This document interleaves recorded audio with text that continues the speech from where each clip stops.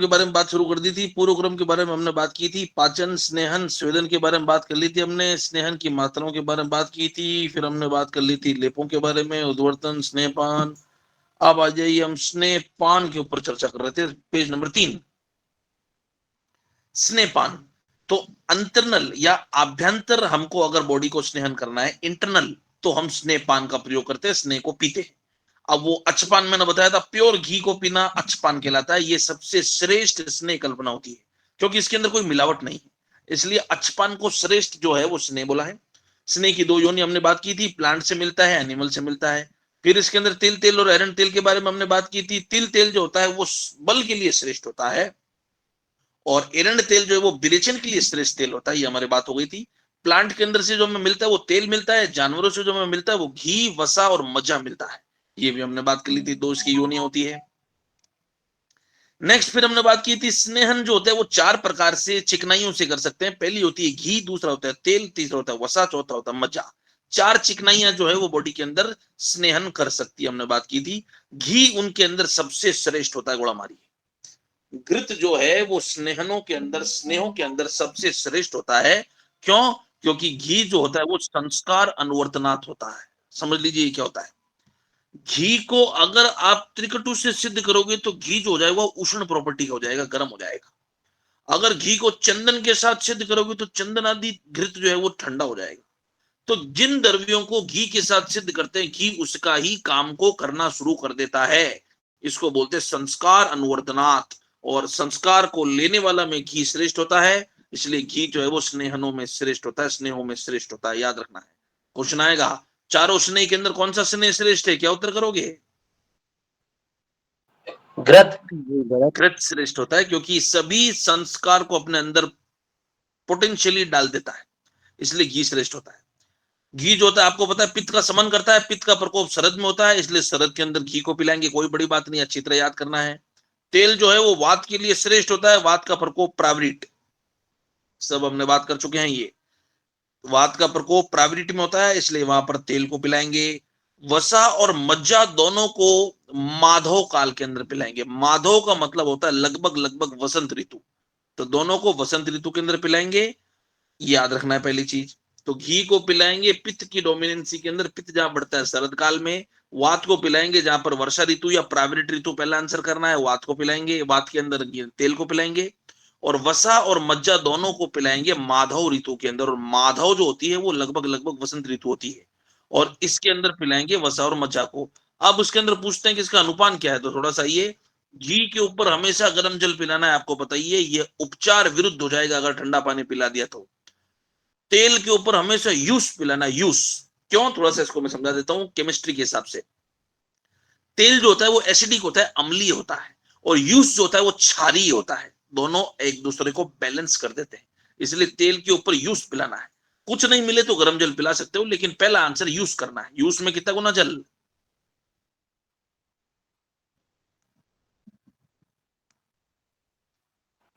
16। 16 गुना जल पड़ता है, वो है यूस कल्पना, बिल्कुल ठीक है। और वसा और मज्जा पे मंड पिलाना है। मंड में कितना गुना जल? 14 गुना। 14 गुना जल। तो चावल का पानी जिसको मंड बोलते हैं वो पिलाना है, वसा और मज्जा के ऊपर डबल स्टार मार करिए।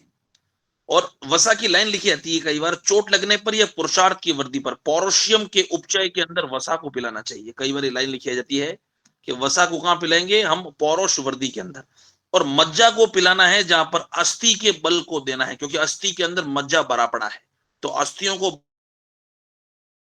बल देने के लिए मज्जा श्रेष्ठ होता है। और मज्जा की वृद्धि भी सही है, तो मज्जा को पिलाना है अस्थियों को बल देने के लिए, थोड़ा सा याद रखना है। तो अगर मान लो क्वेश्चन आया कि अगर आपके पास स्नेह जो है वो पिलाना है आपको, मान लो इन चारों के अंदर से, और कोई अनुपान का नहीं बोला है, उसके ऊपर क्या पिलाओगे? तो एक चीज क्या पिला सकते हो हमेशा किसी भी स्नेह के ऊपर? उष्ण जल। गर्म जल। गर्म जल। कुछ नहीं बोला है तो आप गर्म जल पिला सकते हैं, ठीक है। तो अगर कुछ स्नेह के ऊपर नहीं बोला है भैया क्या पिलाना है, तो आप गर्म जल उसको पिला सकते हो, मरीज को कोई दिक्कत नहीं। अच्छी तरह याद रखना है। वात के अंदर जो है तेल पिलाएंगे यूस, वात बराबर प्रावृट। घी के अंदर पिलाएंगे पित्त के अंदर बराबर शरद, और वसा और मज्जा जो पिलाएंगे वो माधव काल के अंदर पिलाएंगे, और मंड इसका अनुपान होता है। नेक्स्ट आइए, नेक्स्ट हम बात कर रहे हैं कार्य की दृष्टि से स्नेह। अब भैया स्नेह जो होता है वो बॉडी के अंदर दो काम कर सकता है, या तो समन या शोधन। बॉडी के अंदर या तो वो दोषों को अंदर ही खत्म कर देगा, या वो क्या करेगा, बॉडी के अंदर शोधन के लिए काम में आता है। तो दो प्रकार का स्नेहन होता है, या तो समन करेगा बॉडी में या शोधन करेगा। ठीक है, थोड़ा सा याद रखना है। क्या देखो नीचे क्या लिखा है, स्नेहन जो होता है। दूसरी चीज, एक चीज याद रखना है इसके अंदर, जो स्नेहन होता है उसको 7 दिन से ज्यादा प्रयोग नहीं करना है घोड़ा भारी, इसकी एक लिमिट है। क्योंकि 7 दिन से ज्यादा स्नेहन क्या होता है, बॉडी के अंदर सातम्य हो जाता है, बोले तो बॉडी उसको सूट करने लग जाती है, फिर वो स्नेहन नहीं करेगा, वो डाइजेस्ट होने लग जाएगा। इसलिए क्वेश्चन आता है, स्नेहन का प्रयोग मैक्सिमम कितने दिन तक कर सकते हो, क्या उत्तर करोगे? 7 दिन। 7 7 दिन से ज्यादा नहीं करना है। और मान लो 7 दिन में आपको रिजल्ट नहीं मिला, तो भैया 3-4 दिन रुक जाओ, उसके बाद में वापस बढ़ी हुई मात्रा में शुरू करो। मान लो आपने शुरू करा स्नेहन 40 ml से, 40 ml से स्टार्ट किया, और मान लो 7 दिन तक आपको पहुंचते पहुंचते 150 ml तक ही हो पाया, और आपका स्नेहन बराबर रिजल्ट आया नहीं मरीज के अंदर, तो 7 दिन से ज्यादा नहीं पिलाना है। फिर रुक जाओ, एक बार 1 हफ्ता रुक जाओ, फिर अगले हफ्ते जो आप शुरू करोगे तो सीधा 100 ml से शुरू करोगे, ताकि आपको पता लग गया कि भैया 30 ml से काम चल नहीं रहा था। तो उसको बोलते हैं स्नेहन को 7 दिन से ज्यादा प्रयोग नहीं करना है, याद रखना है। आइए, अत्यधिक उष्ण काल या अत्यधिक ठंड के अंदर भी स्नेहन नहीं पिलाना है। ये तो किसी भी पंचकर्म को नहीं कराना है भैया। ज्यादा ठंड पड़ रही है -5 डिग्री, ज्यादा गर्मी पड़ रही है 55 डिग्री, दोनों के अंदर पंचकर्म नहीं होता है। अगर कर दिया तो मामला खराब हो जाएगा। अगर गर्मियों के अंदर स्नेहपान करा दिया तो पेशेंट के अंदर क्या हो जाएगा, रक्तपित्त हो सकता है या पित्त बढ़ सकता है। और अगर ठंड के अंदर स्नेहन करा दिया तो पूरा स्नेहन बॉडी में जकड़ सकता है, कफ के रोग हो सकते हैं, क्योंकि ठंडी ऋतु है। तो देखो नीचे क्या लिखा है, वात पित्त प्रधान दोषों में, वात पित्त प्रधान दोषों में अगर ग्रीष्म ऋतु के अंदर करवा दिया तो मामला खराब हो जाएगा। और अगर वात कफ दोषों के अंदर शीत ऋतु के अंदर अगर करा दिया तो मामला खराब हो जाएगा। और जब आसमान साफ हो, तब सूर्य का प्रकाश सहन करने योग्य हो, तभी बोले तो इसको आपको स्नेहन पेशेंट के अंदर कराना है। तो कुल मिला के समझ में आ रही बात, ज्यादा उष्ण काल या ज्यादा शीत काल के अंदर स्नेह का प्रयोग नहीं करना है। अगर वात पित्त प्रधान दोष है तो ग्रीष्म ऋतु के अंदर मामला खराब हो जाएगा, ये अयोग्य है, इसके अंदर मामला खराब हो जाएगा। और अगर वात कफज रोग है, ठंडे रोग है, तो शीत ऋतु के अंदर भी मामला खराब हो जाएगा। तो ये थोड़ा सा याद रखना है, इनको हमको बचा के काम करना है। सर ये अब ग्रीष्म ऋतु में रात्रि को कराते हैं तो हाँ, वो कॉन्सेप्ट लगे, वो मैं बताऊंगा। जब ठंडी ऋतु है तो उसके अंदर हमेशा दिन में स्नेहपान कराना है, और अगर गर्मी की ऋतु है तो उसके अंदर हमेशा सायकाल या पूर्वाह्न के अंदर स्नेह कराना है। तो कुल मिला के बात वही है, जब टेम्परेचर नॉर्मल हो तब स्नेहपान कराना है। गर्मियों में टेम्परेचर नॉर्मल कब होता है, सुबह और शाम को। सर्दियों के अंदर टेम्परेचर नॉर्मल कब होता है, दोपहर में। समझ आ गई बात? तो उस समय स्नेहन कराएंगे। Okay sir. जब टेम्परेचर 20 डिग्री हो, 25 डिग्री हो, तब कराना कुल मिला के। नेक्स्ट आइए, स्नेह की प्रविचारणा। प्रविचारणा मतलब होता है भैया, कोई मरीज बोलता है साहब मैं तो घी पी नहीं पाता, मेरे को तो घी पीते ही उल्टी आ जाती है, मैं तो 1 चम्मच भी पीता हूं तो मेरी हालत खराब हो जाती है। अरे भैया तो ठीक है, आपके लिए चावल के अंदर डाल के खिला देंगे, आपको दूध में डाल के खिला देंगे, आपको दलिया में डाल के खिला देंगे, आपको खिचड़ी में डाल के खिला देंगे। स्नेह को भोजन के साथ खिलाना स्नेह की प्रविचारणा कहलाती है। और ये भैया उन आदमियों के लिए है जो आदमी स्नेह को पी नहीं पाते हैं, कि साहब मेरे को तो थोड़ी उल्टी आती है, मैं इससे नहीं पी पाऊंगा। तो ठीक है, तू कढ़ी के अंदर मिला के खा ले, तू चावल के अंदर मिला के खा ले। तो स्नेह के जो द्वेषी होते हैं, ये जो स्नेह के जो एवर्जिव पेशेंट होते हैं, जो स्नेहन बराबर नहीं पी पाते हैं, उनके लिए जो है वो स्नेहपान जो है वो प्रविचारणाएं बताइए चरक ने, कि 24 चीजों में मिला के खिला दो, क्योंकि हमको जो रिजल्ट चाहिए बॉडी के अंदर, तो भैया कैसे भी उसके बॉडी में जाना चाहिए। आप यवागु में मिलाओ, आप यूस में मिला दो, आप उसको बोले तो ओदन में मिला दो, आप उसको मांस रस के अंदर मिला दो, तो कुल मिला के उसको 24 तरह के द्रव्यों के अंदर मिला के प्रविचारणा बताई, चरक ने डबल स्टार मार्क करी। चरक की भी 24 है। स्नेहपान की अवधि बात कर लिए, कितने दिन से ज्यादा स्नेहपान नहीं कराओगे, 7 डेज। 7 डेज से ज्यादा स्नेहपान नहीं कराना है। तो अगर कोई व्यक्ति है जिसका पेट बिल्कुल मृदु है, तो भैया उसको तो 3 दिन के अंदर ही स्नेहन हो जाएगा, गोड़ा मारो। जिस व्यक्ति का कोष्ठ मतलब जो उसका पेट है, उसका मृदु कोष्ठ है, मतलब उसको 4 से 6 दिन स्नेहपान कराना है। और कोई व्यक्ति है जिसका पेट बराबर साफ नहीं होता, बड़ा क्रूर कोष्ठ है, मतलब उसका जो उदर है, कोष्ठ है, उसके अंदर वात भरी पड़ी है, क्रूर है, तो तुम मुझे बताओगे, कॉमन सेंस तुम्हारा क्या बोलता है, तुम मुझे बताओगे वात के अंदर ज्यादा तेल चाहिए या कफ के अंदर ज्यादा तेल चाहिए? वात के अंदर सर। वात के अंदर। वात के अंदर। और क्रूर क्रोष्ट मतलब होता है उसका पूरा पेट एकदम बंधा हुआ है, कॉन्स्टिपेशन है, इसके लिए उसके अंदर 7 दिन तक स्नेहन करना पड़ेगा। देख लो 7 दिन से आगे नहीं कराए, क्यों? क्योंकि 7 दिन बाद में भैया स्नेह सातम्य हो जाता है, उसके बाद तो भैया कराना ही नहीं, चाहे कोई कोष्ट हो कोई आदमी हो, 7 दिन तक ही कराएंगे बस। और अगर उसके अंदर नहीं हुआ है तो 7 दिन रुक जाएंगे और अगली बार बढ़ी हुई मात्रा के अंदर कराएंगे, लेकिन कराएंगे 7 दिन। तो क्रूर कोष्ठ के अंदर 7 दिन तक स्नेहन कराते हैं, मध्यम के अंदर 4 से 6 दिन, और मृदु कोष्ठ में तो बहुत थोड़े से ही, थोड़ा सा क्या पिलाने पर जो है वो उसका स्नेहन हो जाता है, तो 3 दिन।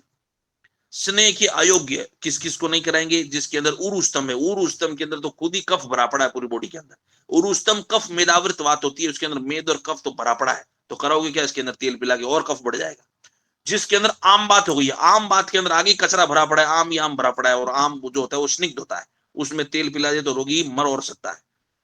तालुसोस और तृष्णा, तालुसोस और तृष्णा के अंदर भी कहीं ना कहीं क्या होता है, कफ की जो है वो दिक्तता है, या कफ जो बढ़ा हुआ है, तो तृष्णा के अंदर भी एक कफज तृष्णा होती है, तो उसके लिए बोला गया है उसके अंदर स्नेहन जो है वो नहीं कराना है, क्योंकि इसके अंदर भी कहीं ना कहीं कफ भरा पड़ा है, आम भरा पड़ा है।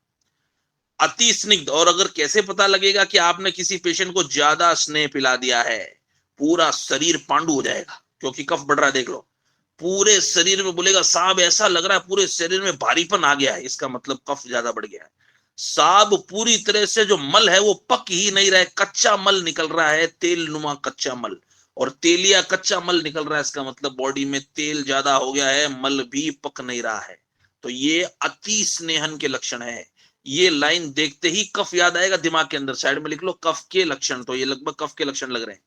जिस लाइन के अंदर कफ के लक्षण बढ़ते हुए मिले, और आपको पता है स्नेहन से कफ बढ़ता है बॉडी में, चिकनाई से कफ बढ़ता है, तो जिसके अंदर रोगी बोले साहब पूरे शरीर में भारीपन हो गया, साहब पूरा शरीर मेरा सफेद पांडु हो गया, साहब जो मेरा मल है वो भी नहीं पक रहा है, इसका मतलब तेल ज्यादा पी लिया है मरीज ने। नॉर्मल चीज है, ये लाइन कई बार लिखी आती है।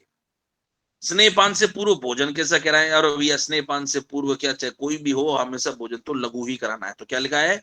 द्रव भोजन कराना है, लिक्विड, उष्ण भोजन कराना है, और अनअभिसंधि ज्यादा चैनल्स को ऑब्स्ट्रक्ट करने वाला या क्लेद को बढ़ाने वाला, कफ को बढ़ाने वाला भोजन नहीं करना है, और नॉर्मल भोजन उसको 1 दिन पहले कराना है, नॉर्मल चीज है। संशोधन और संशमन के लिए जो स्नेह की मात्रा बताइए, आइए संशोधन के लिए जो मात्रा बताइए, जैसे मान लो एक पेशेंट को पंचक्रम कराना है, तो पंचक्रम कराने से पहले जो मात्रा पिलाई जाती है स्नेहन की वो मध्यम होती है, याद रखना है, अच्छी तरह याद रखना है, उल्टा मत करके आ जाना, ये उल्टा वागवट बोलते मैं बताऊंगा।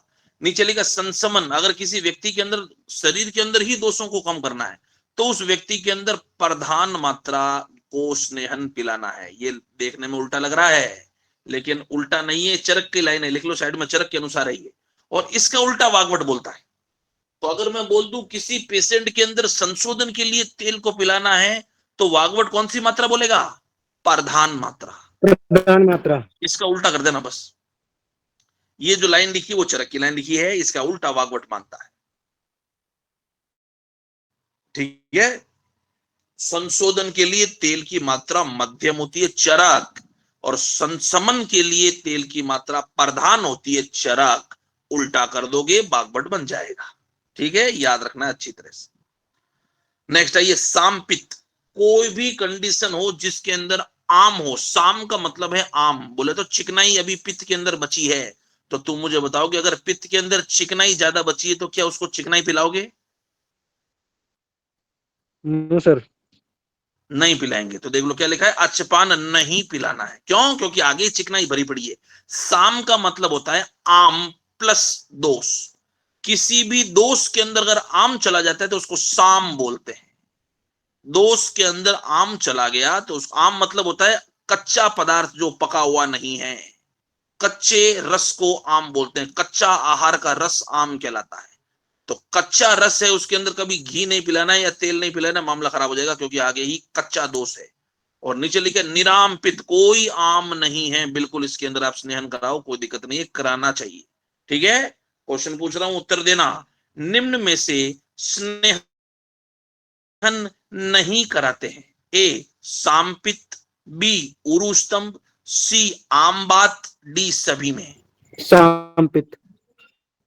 सभी में। वापिस सवाल सुन लीजिए, स्नेहन नहीं कराते हैं। सामपित में, उरुस्तम में, आम बात में या सभी में? सभी में। सभी में स्नेहन नहीं कराना है। अरे ऊपर बड़ा था ना हमने, उरुस्तम और आम बात। आम बात में भी स्नेहन थोड़ी कराओगे। तो आम बात में, उरुस्तम के अंदर और सामपित किसी में भी जो है वो स्नेहपान नहीं कराना है, क्योंकि सब में जो है वो कच्चा रस पड़ा है, अभी आम पड़ा है। नेक्स्ट आइए, फिर स्नेहपान की 4 मात्रा बताइए सुश्रुत ने।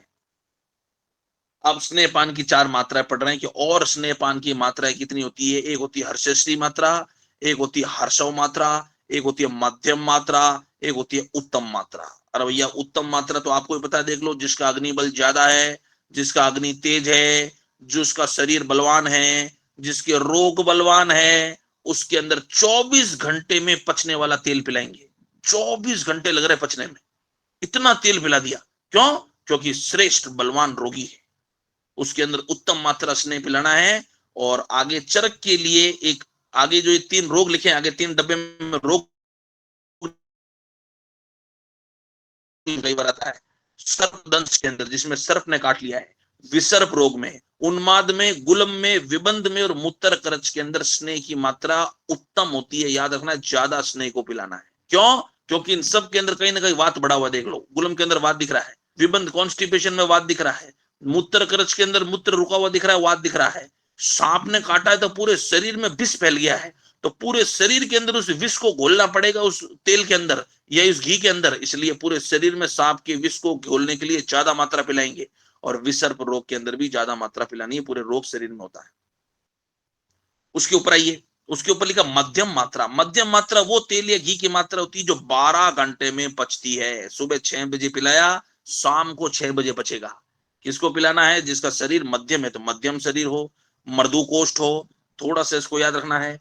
और इसके अंदर रोग भी याद रखो, क्षुद्र कुष्ठ या कुष्ठ, प्रमेय और वातरक्त। कुष्ठ, प्रमेय और वातरक्त के अंदर मध्यम मात्रा बताइए, ठीक है। और हर्षव मात्रा होती है जो 6 घंटे में पच जाए, तो 6, 12, 24, 6 कम 6, 6 दूनी 12, 6 चौक 6 3 18, 6 4 24, तो 6 चौक 24, तो 6 का पाड़ा है 6, 12, 24। 6 घंटे में पचने वाली मात्रा को हर्षव मात्रा बोलते हैं। ये छोटे मोटे लोगों में पिलानी है, बालक के अंदर, वर्ध में, सुकुमार में, मंदाग्नि में, छोटे मोटे रोगों में पिलानी है। और छोटे मोटे रोग ही लिखे हुए, अतिसार, कास, कोई बड़ी बात नहीं। और एक होती है हर्षसी मात्रा, ये होती है टेस्ट डोज। टेस्ट डोज, इसको लिख लो, test dose, TEST, test dose. और इसको जो परीक्षण मात्रा कहते हैं, लिखा है ना परीक्षण मात्रा, ये 2 याम से कम समय में पच जाती है। बोले तो 6 घंटे से कम समय में पच जाती है। ये मात्रा का सिग्निफिकेंस क्या है समझ लीजिए। मान लो एक व्यक्ति है जो आपके सामने नया प्रकट हुआ है, आपको पता ही नहीं है कि ये बलवान है, कि ये बोले तो वीक है या दुर्बल है, कि इसका कोष्ठ क्या है, इसकी अग्नि क्या है, कुछ पता नहीं। तो भैया उसके अंदर हम टेस्ट करके देखेंगे तेरे ऊपर। तेरे को मैं 5 ml पिलाऊंगा, तेरे को मैं 10 ml पिलाऊंगा, तेरे को मैं 15 ml पिलाऊंगा।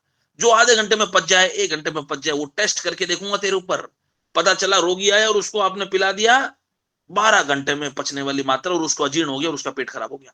तो हर्षसी मात्रा वो मात्रा होती है जिसके अंदर हम टेस्ट करते हैं मरीज को कि भैया क्या तेरे बॉडी में कौन सी स्नेह की मात्रा सूट हो जाएगी, उसको बोलते हैं हर्षसी मात्रा, टेस्टिंग डोज, ठीक है। तो ये थोड़ा सा याद रखना, ये टेस्टिंग डोज होती है और ये 6 घंटे से कम पिलाई जाती है। पचने के अंदर 6 घंटे से कम लगता है इसको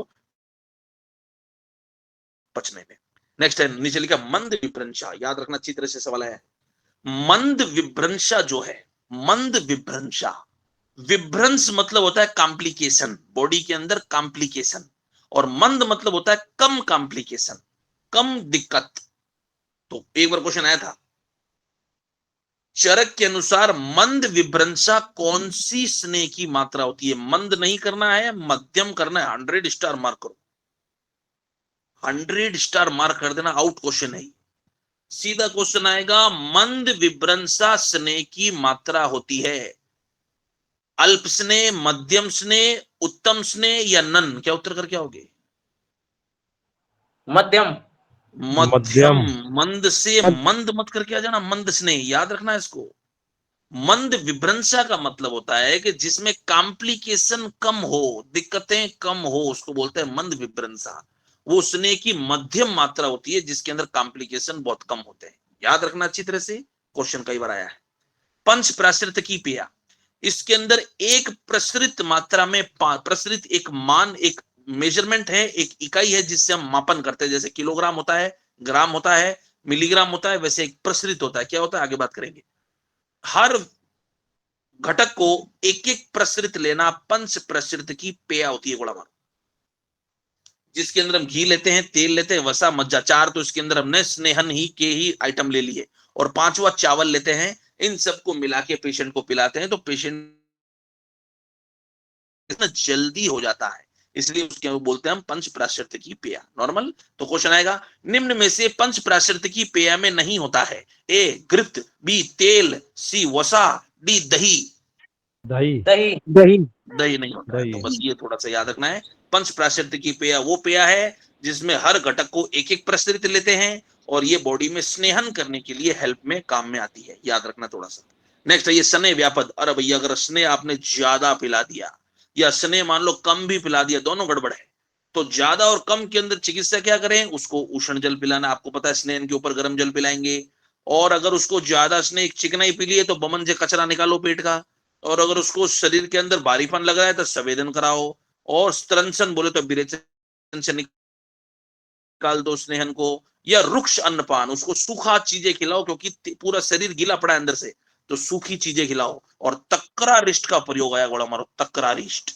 तक्कर जो होती है वो क्या करती है, तेल को अवशोषित कर लेती है।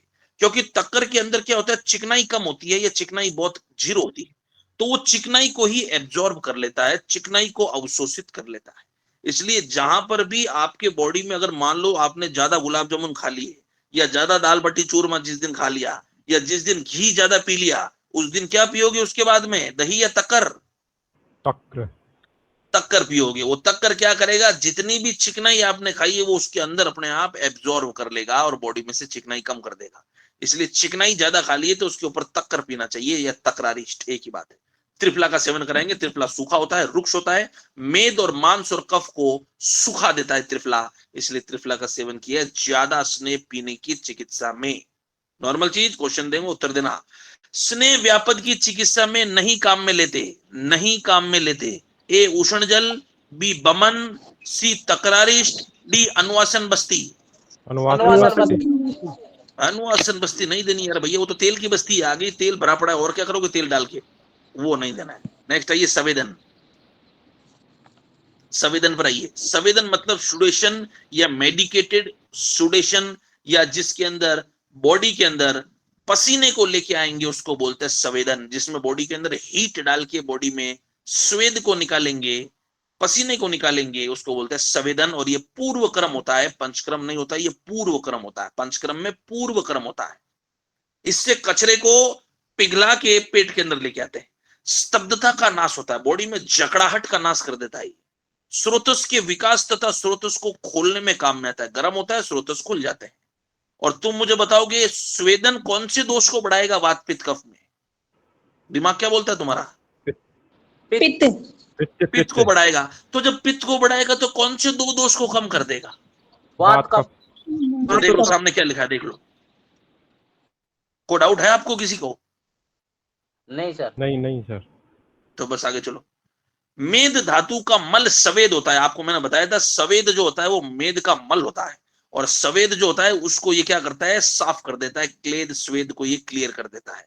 और क्लेद का वहन जो है वो मूत्र कर रहा था, फिजियोलॉजी में बात हो गई है। मूत्रस्य क्लेद वहनम, हमारी बात हो गई है फिजियोलॉजी के अंदर। स्वेद द्वारा होता है धारण, छोड़ दीजिए। केश और रोगों के का धारण स्वेद से केशों व रोगों का धारण स्वेद से होता है, छोड़ दो।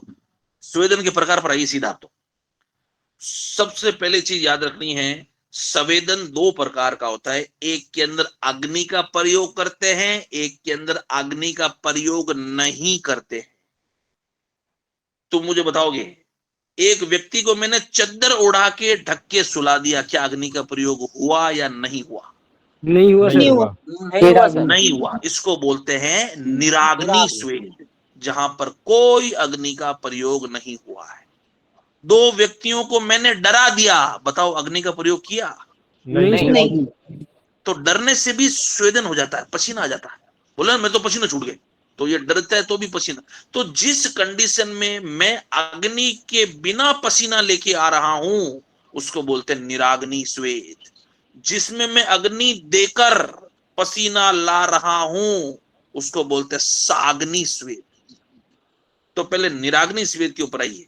उष्ण सदनम, गर्म चीजों से ढक दिया, कंबल उड़ा दी। गुरु प्रावरणम, गुरु भारी कोई वस्त्र या ब्लैंकेट उसके ऊपर उड़ा दी। क्षुधा, उसको भूखा रखा, भूखे से भी पसीना आ जाता है, मेद गलता है उससे पसीना छूटता है। बहु मदपान, उसको मदपान ज्यादा करवा दिया, पित्त बढ़ेगा, पसीना छूट जाएगा। भय क्रोध, उसको डरा दिया और क्रोधित कर दिया, पसीना छूट जाएगा।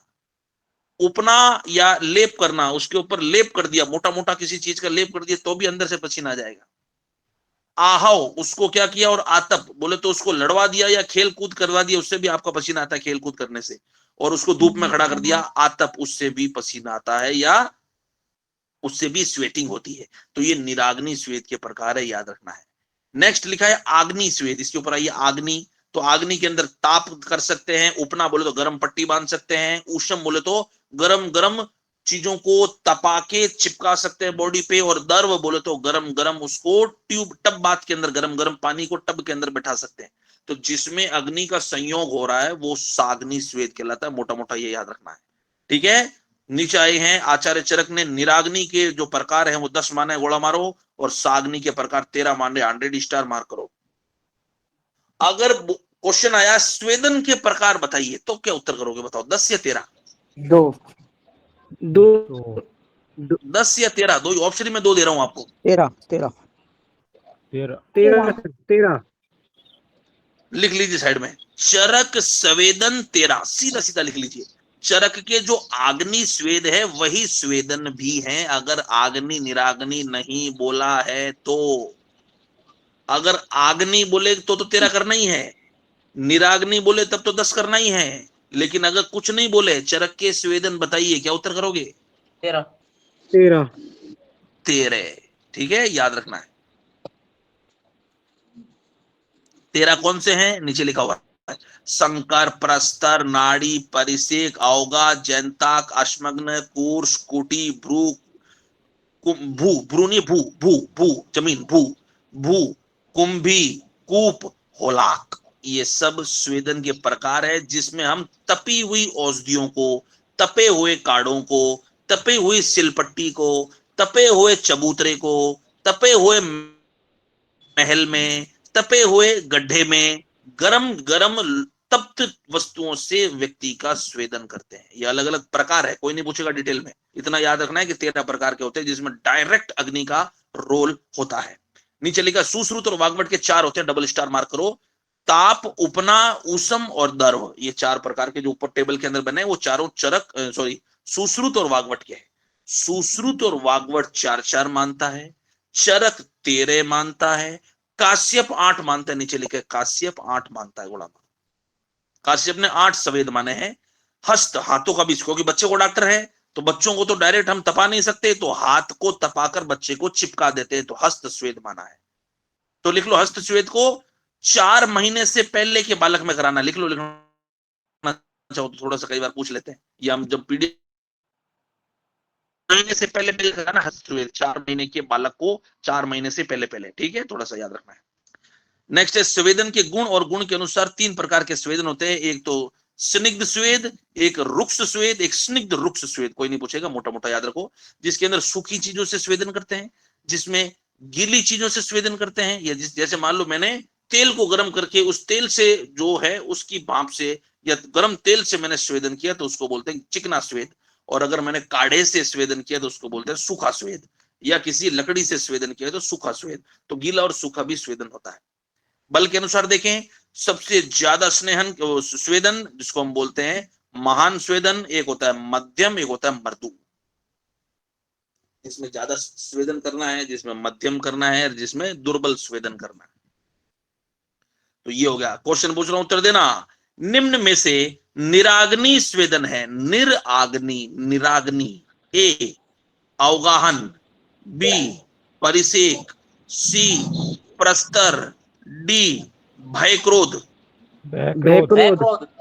बैक्रोध भय क्रोध, भय क्रोध में कोई हीट काम में नहीं आ रही। ठीक है, याद रखना, ऐसे सवाल आते हैं।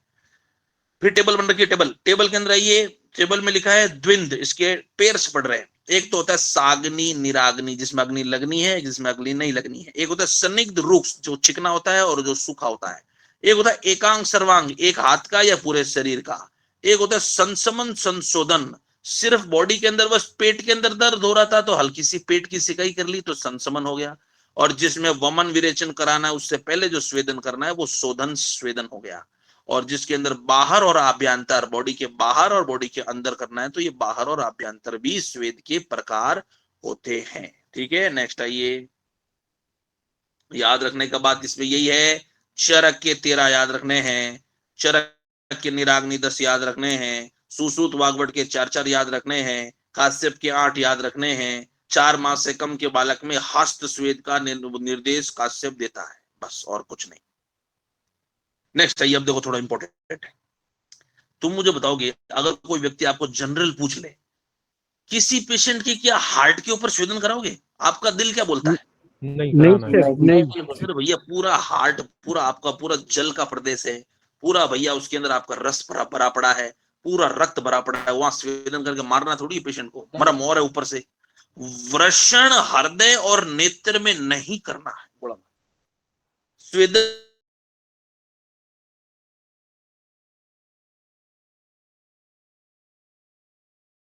नहीं कर, वृष शुक्र निर्माण के अंदर, और वहां स्वेदन कर दिए तो मामला खराब है। हृदय के अंदर कर दिए तो और खराब है। और नेत्र तो भैया आलोचक पित्त का स्थान है, नेत्र में तो पित्त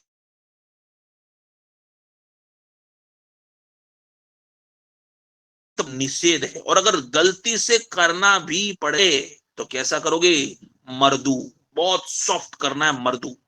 या वाग्भट ने बोलता है स्वल्प स्वेद, बहुत कम स्वेदन करना। स्वल्प मतलब बहुत कम। सर ये सर्वांग स्वेदन करेंगे तो उसमें वृषण हृदय नेत्र सभी नहीं आएंगे सर? तो बिल्कुल सर्वांग स्वेदन जब करोगे तो इसको बचा के करना है। इसके ऊपर केले का पत्ता रख के करना है, छाती पे केले का पत्ता रखो, आंखों पे केले का पत्ता रखो, वृषण पे केले का पत्ता रखो, फिर करना है। बात समझ में आ रही है? जी सर। जी सर, उसको ऑफिसर। कवर करके करना है, जितना हो सके उस एरिया को बचा के करना है। आगे चलें। जी सर। नेक्स्ट आइए, वंक्षण। एक होता है वंक्षण, एक ऊपर पड़ा वृषण, याद रखना है दोनों को, दोनों को अलग गोला मारो। एक होता है वृषण, एक है वंक्षण। वृषण का तो मतलब है अंडकोश, और वंक्षण का मतलब है अंडकोश के आसपास का पूरा एरिया, उसके अंदर आप मध्यम स्वेदन करा सकते हैं, अंडकोश को बचाते हुए। वहां पर तो मर्दू या कराना ही नहीं है, गोला मारो। तो क्वेश्चन आएगा, क्वेश्चन पूछ रहा हूं, उत्तर दो। निम्न में से मध्यम स्वेद करवाते हैं? ए नेत्र, बी हृदय, सी वृषण, डी वंक्षण। वंक्षण। वंक्षण इंग्वाइनल एरिया, वहां पर मध्यम कराना। याद रखना, कंफ्यूज होगा, गलत करके आओगे। वृषण वंक्षण, अच्छी तरह इसको याद रखना। वाग्भट ने बोला स्वल्प स्वेद करवा सकते हैं, वंक्षण के ऊपर भी वही चीज बोल दी है जो वृषण में बोली थी। याद नहीं हो तो चलेगा, बस ये मध्यम याद रखो, ये इंपॉर्टेंट है। नेक्स्ट आइए, संकर स्वेद। संकर स्वेद के ऊपर आइए।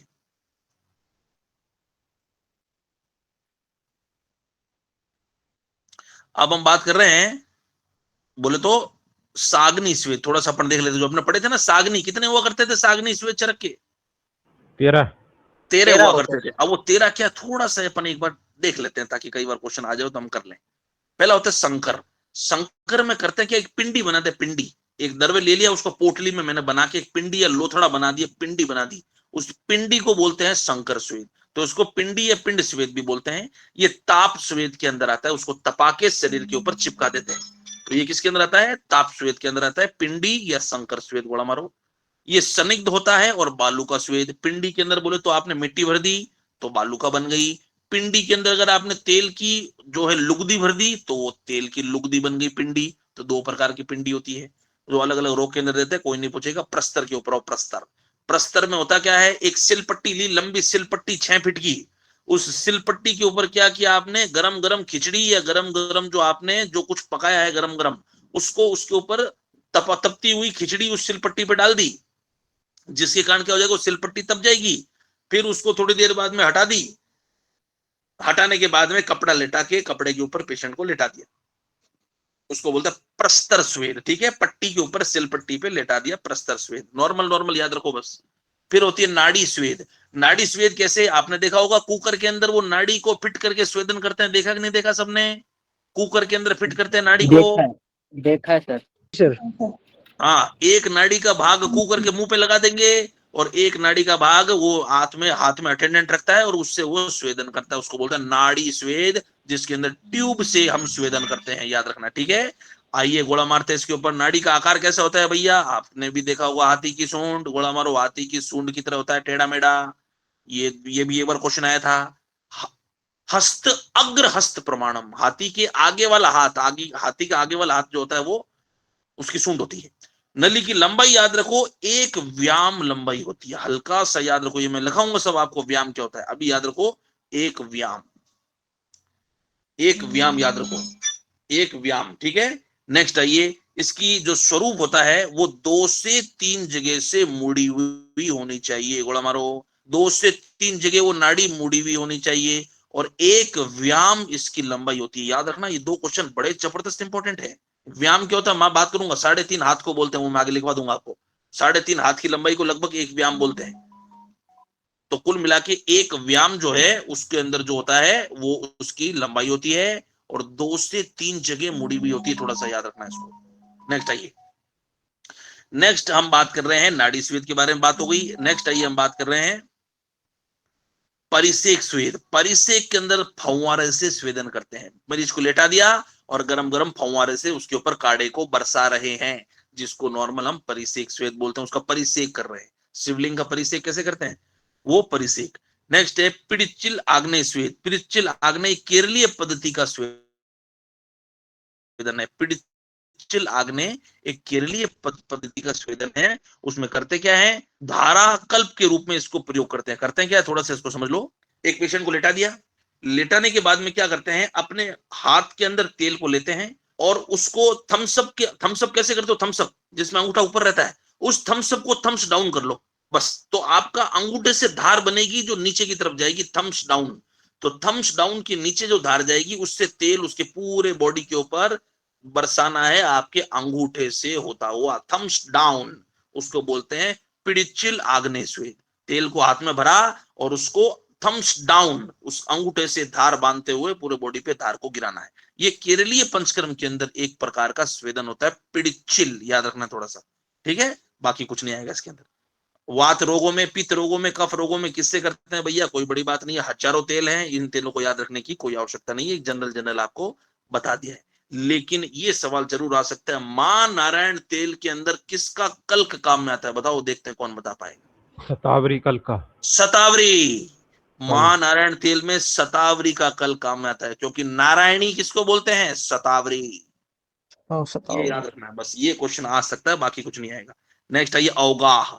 अवगाह का मतलब होता है टब के अंदर काढ़े को भर दिया और टब के अंदर बैठा दिया। तो टब के अंदर आप रोज स्नान करते हो, टब बात, तो ये टब बात है। क्या किया इसके अंदर, वात हर काढ़ों को लिया, तेल को ले सकते हो, मांस रस को ले सकते हो, टब के अंदर रोगी को बैठा दो, ये हो गया अवगाह स्वेद।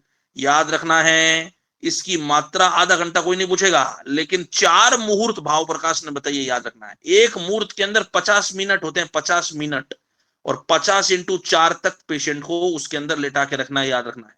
और नाभि से 6 अंगुल ऊपर तक काढ़ा भरना है, ऐसे रोगी को बैठाना है कि उसकी नाभि से 4 अंगुल ऊपर तक काढ़ा उसके आ जाए, उसको बोलते हैं अवगाह स्वेद। ठीक है, प्रयोग कोई नहीं पूछेगा, लेकिन थोड़ा सा याद रखो, उस एरिया के नीचे नीचे के जो रोग होते हैं, गर्दरसी, कटीसूल, पार्ष्टसूल और अस्मरी, इसके अंदर वो काम में आता है। नॉर्मल चीजें, कोई बड़ी बात नहीं। जिंताक स्वेद इंपॉर्टेंट है, अगर आपको याद हो तो कौन सी ऋतु में करा रहे थे, मैंने बताया भी था आपको जब ये ऋतु पढ़ाया था, शरद ऋतु, हेमंत ऋतु के अंदर कराते थे चिंताक स्वेद। तो पहला तो ये क्वेश्चन आएगा, हेमंत ऋतु में चिंताक स्वेद का वर्णन किया गया। होता क्या है, एक बहुत बड़ा कूटागार होता है, एक बहुत बड़ा कमरा होता है, उस कमरे में पेशेंट के, इसको लेटा देते हैं पेशेंट को, और उस कमरे के साइड साइड में एक पट्टी बना देते हैं, उस पट्टी पे पेशेंट को लेटा के रोल करते हैं, गोल गोल गोल गोल गोल गोल घूमने के लिए बोलते हैं, और उस कमरे के बीच में सिगड़ी या भट्टी जल रही होती है, और वो पूरे कमरे को अंदर तपा रही होती है और उस पेशेंट को अंदर गोल गोल गोल गोल घुमा घुमा के संवेदन करते हैं। याद रखना है, क्वेश्चन आता है जैंताक स्वेद को हेमंत ऋतु में करेंगे, बड़ा ठंडी ऋतु होती है इसलिए उसके अंदर करते हैं। करशु, करशु के अंदर क्या करते हैं, चारपाई के बिस्तर के नीचे गड्ढे के अंदर अंगारों को जलाकर लेटा देते हैं, जिससे वो तप जाएगा उसका पलंग और जो हो जाएगा उसके अंदर स्वेदन हो जाएगा।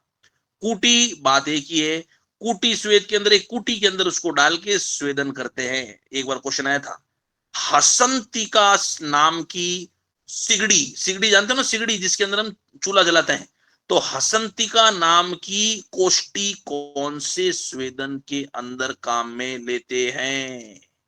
कैसे याद रखोगे? किसी को हम कूट रहे हैं और वो हंस रहा है, कूट रहे हैं हंस रहा है, कूटी हसंतिका, कूटी हसंतिका, तो कूटी स्वेद में हसंतिका नाम की सिगड़ी को काम में लेते हैं। जबरदस्त इंपॉर्टेंट सवाल है। और हेसोनाइट कौन था? हेसोनाइट गोमेद, गोमेद, गोमेद, हेसोनाइट, गोमेद, बिल्कुल ठीक है। बस ऐसे बिजली कड़कनी चाहिए अंदर। तो नीचे है कूप, कूप मतलब होता है कुआ, तो नाम से पता चल रहा है भैया, चारपाई लगा दी और चारपाई के दुगना कुआ खोद दिया, उस कुएं के अंदर अग्नि जला के उस चारपाई को तपा लो, कोई बड़ी बात नहीं। चरकोक्त 13 स्वेदन का और सुश्रुत ने 4 स्वेदन का अंतर्भाव कर लिया है। चरक ने जो 13 बताए हैं उसी में सुश्रुत ने 4 में लपेट लिया है। कौन कौन से में? ताप, ऊष्म, उपना और दर्व, ये 4 में उसने चरक के 13 लपेट दिए। ठीक है, थोड़ा सा याद रखना।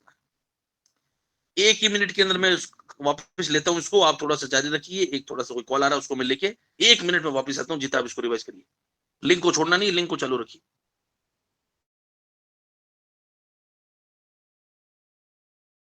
था अब आगे उपना, उपना, उपना का मतलब होता है पुल्टिस, पुल्टिस का मतलब होता है पट्टी, गर्म पट्टी बांधना, उपना कहलाता है।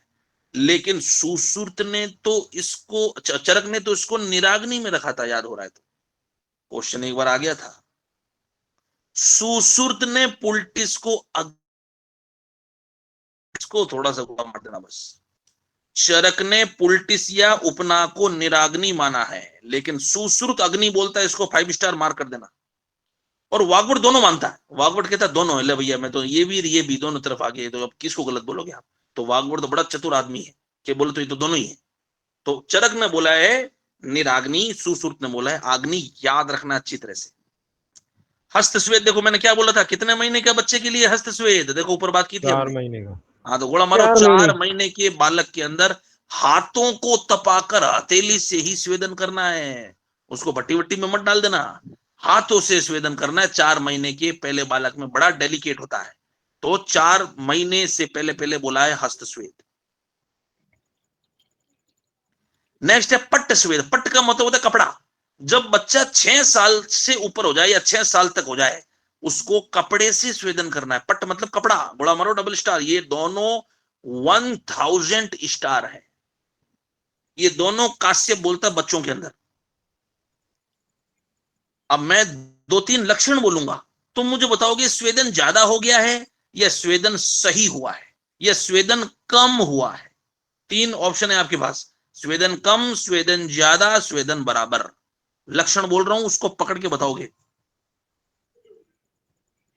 तृष्णा, मूर्छा, स्वेदन, पित्त प्रकोप। ज्यादा हो गया। ज्यादा हो गया, ज्यादा हो गया। शीत की शांति, सूल की शांति, गुरुता की शांति, मजा आ रहा है, शरीर मृदु हो गया, मध्यम, सामान्य। समान हो गया, सम्यक हो गया, समान, सम्यक हो गया, अच्छा हो गया। अच्छा, जिसके अंदर मर रहा हूं, जल रहा हूं, कट रहा हूं, इसका मतलब ज्यादा हो गया, ज्यादा होगा। तो देख लो वो चीज लिखी सम्यक के अंदर, लिखा शीत और सूल खत्म हो गए, स्तंभन और गुरुता निग्रह मतलब खत्म हो गए, सवेद आ गया, शरीर सॉफ्ट हो गया, तो मामला सॉफ्ट चल रहा है। फिर नीचे लिखा है पित्त का प्रकोप, अरे भैया तप गया ये तो। तृष्णा, अरे भैया गला सूख रहा है। दाह, पूरा शरीर जल रहा है। मूर्छा, गया कोमा के अंदर। और शरीर सदन, पूरा शरीर निढाल पड़ गया। और स्वेदांग अति दौर्बल्यम, पूरा शरीर शिथिल होकर दुर्बल हो गया, इसका मतलब हीट ज्यादा दे दी है। ठीक है, अरे भैया ज्यादा दे दिए हीट, तो तुम मुझे बताओगे अति स्वेदन के अंदर मधुर रस को काम में ले सकते कि नहीं ले सकते हैं? ले सकते हैं सर। बिल्कुल ले सकते हैं। अति और ज्यादा जिसमें स्वेदन हो गया तो उसको गर्म चिकित्सा करोगे कि ठंडी? ठंडी। तो देख लो क्या लिखा है, मधुर, संदिग्ध और शीतल द्रव्य को काम में लेना। डबल स्टार मार करो, चरक की चिकित्सा ही। मधुर बोले तो पित्त सामक होता है, मधुर ठंडा होता है, संदिग्ध और शीतल। स्वेदन के अयोग्य, किन किन व्यक्तियों में स्वेदन नहीं करना है? तुम मुझे बताओ कि रक्तपित्त में करोगे स्वेदन? नहीं करेंगे सर। गर्भिणी में करोगे स्वेदन? गर्भिणी में? नहीं करेंगे।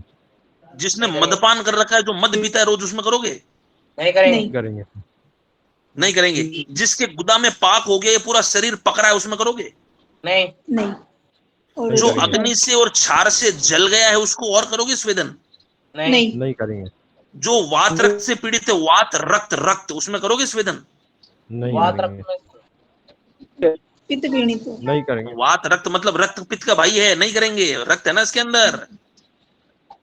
और जिसके अंदर कामला होगी, उसको करोगे स्वेदन? कामला में? नहीं करेंगे नहीं। सर। कामला में क्या होता है? पित्त। पांडु रोगी तु यो तीर्थम पित्त लानी निसेवते। अरे भैया आगे ही पित्त भरा पड़ा है इसके अंदर, क्या करोगे?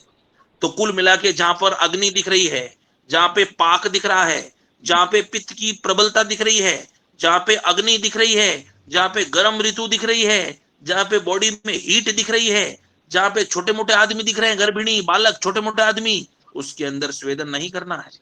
तो देख लो क्या लिखा है, पित्त में, रक्तपित्त में, वात रक्त में, कामला में, परमे में भी नहीं करना है। परमे में भी गोला मारो, पूरा मेद पिघल जाएगा बॉडी का एक साथ परमे के अंदर स्वेदन कर दिया तो। याद रखना है, गर्भिणी भैया डेलिकेट है, नहीं करना है।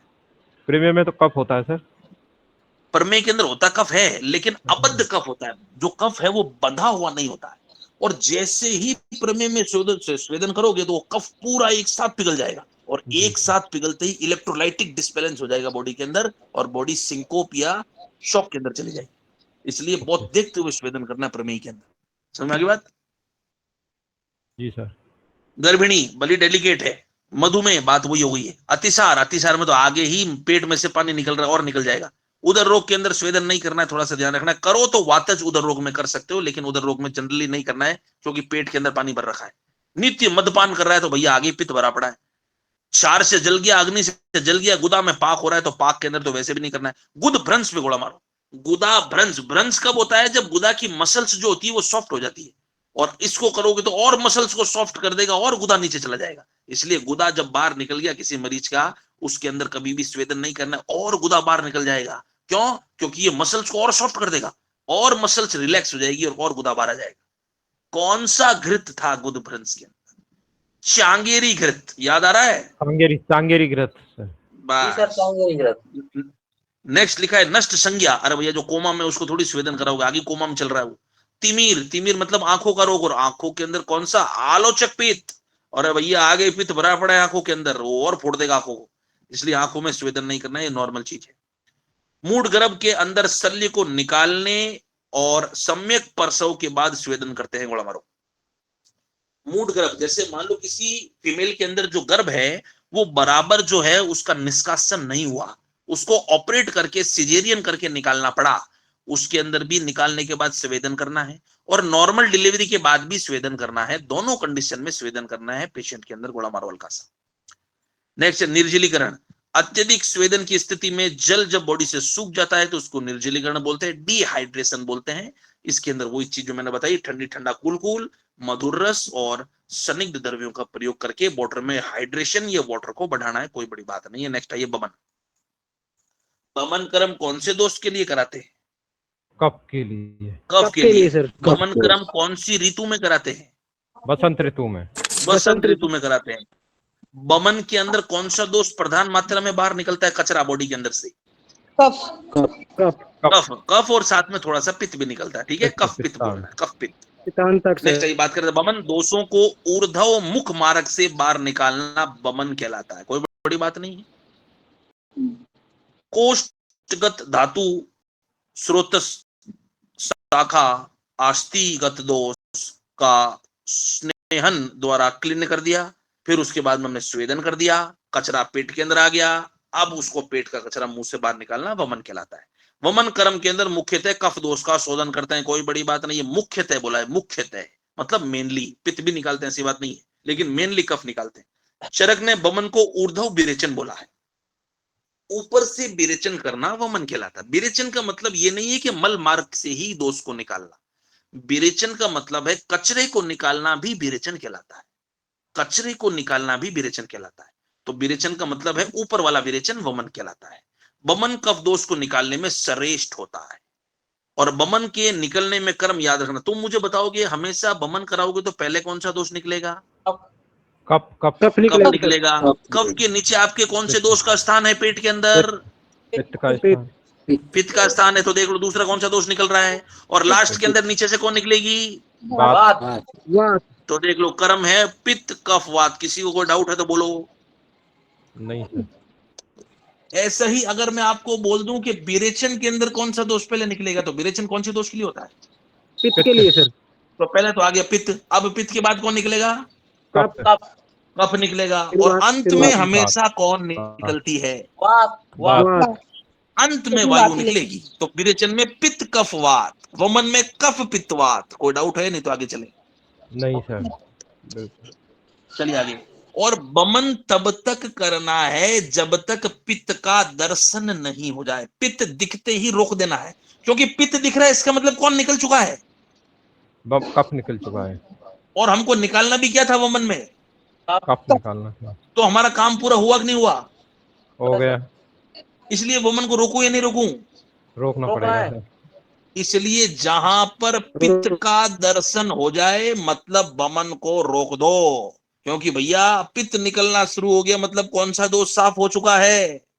कफ साफ हो चुका है। और हमारा काम कहां तक था वमन में? सिर्फ किसको निकालना? कफ को निकालना। तो हमारा काम हो गया है, तुरंत रुक जाओ। इसलिए वमन पितांत किया जाता है। पितांत मतलब है पित्त के दर्शन तक। सर वैसे बोला ये मान। पित्त के अंत तो तक क्वेश्चन नहीं आता है होगा। कौन सा पंचकर्म पितांत करते हैं? क्या उत्तर करोगे? वमन। वमन। और अगर मैं बोलूं कौन सा पंचकर्म कफांत करते हो तो क्या उत्तर आ जाएगा? विरेचन। विरेचन। विरेचन। इसका मतलब कफ दिखना शुरू हो गया मतलब कौन सा दोष निकल गया है? पित्त। पित्त। और पित्त निकालते कौन सी विरेचन बोले तो पंचकर्म के अंदर? विरेचन। विरेचन। विरेचन में लिखाएगा कफांत, वमन में लिखाएगा पितांत। बात समझ में आ रही है? बिल्कुल सर। नेक्स्ट आइए। नेक्स्ट लिखा है आचार्य चरक सुश्रुत भागवत ने कफ नाशक औषधियों के प्रयोग को वमन श्रेष्ठ बोला। तो भैया कुल मिला के कफज रोगों में श्रेष्ठ होता है, कुछ भी बोल दो। सारंगधर के अनुसार अपक्व पित्त, देख लो आ गया, अपक्व पित्त और कफ को निकालने का मार्ग मुख मार्ग से निकलता है। तो देख लो आगे पितांत, तो इसने थोड़ा सा और बोल दिया अच्छी तरह से कि इसके अंदर थोड़ा सा पित्त भी निकल जाएगा, कोई दिक्कत नहीं। वमन द्वारा उष्ण तीक्ष्ण औषधियों को प्रभाव से काम करती है और अणु प्रभुय प्रभाव से आमाशय के दोषों को निकालती है। तो क्वेश्चन आता है चरक के अनुसार वमन काम कैसे करता है? घोड़ा मारो, प्रभाव से। प्रभाव मतलब अचिंत्य भाव, बात हुई थी हमारी ऊपर। क्वेश्चन आएगा वमन जो है वो कैसे काम करता है? प्रभाव से। याद रखना चरक के अनुसार है ये। चरक ने प्रभाव से बोला है। सुश्रुत भी बोलता है, ऑब्लिक करके सुश्रुत भी लिख दो, चरक ऑब्लिक सुश्रुत। चरक सुश्रुत दोनों वमन को प्रभाव से बोलते हैं। तो वमन के द्वारा उष्ण तीक्ष्ण औषधियां देते हैं और वो प्रभाव से काम करती है। याद रखना अणु प्रभव मतलब होता है बड़ी सूक्ष्म होती है, अणु रूप की होती है, जो कि बॉडी के छोटे छोटे स्रोत के अंदर जाके कफ को छेदन करके बाहर निकाल देती है। वमन के प्रयोजन आमाशय गत कफ का मूल छेदन करके उसको निकाल देता है, कफज रोग की संभावना जीरो कर देता है। ये याद रखना है वमन के अयोग्य। अब तुम मुझे बताओगे, तुम्हारा दिमाग देखते, तुम्हारा दिमाग, तुम मुझे बताओगे ऊर्ध्व रक्तपित्त में वमन कराओगे या नहीं कराओगे? जिसके मुंह से ब्लीडिंग हो रही है। नहीं कराएंगे सर। नहीं कराएंगे। ये हमने बात की थी अगर आपको याद हो तो। रक्तपित्त में उल्टी जगह से दोष को निकालते हैं, कुछ याद आ रहा है? विरेचन कराएंगे सर।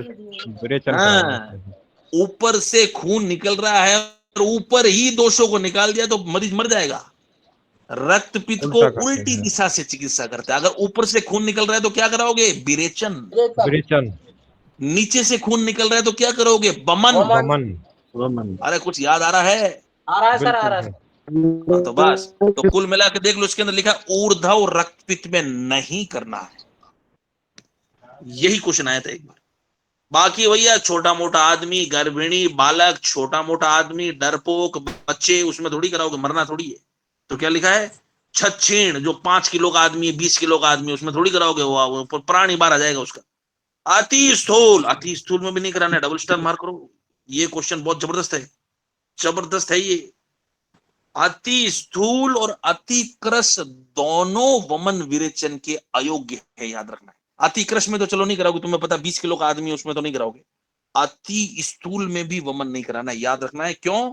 क्योंकि उसकी पूरी कोष्ठ जो है वो आवृत होती है कफ और वात से, और पूरी कोष्ठ आवृत होने के कारण वो दोष जो है वो बाहर निकलते नहीं है, अंदर ही अंदर पैक रहते हैं दोष।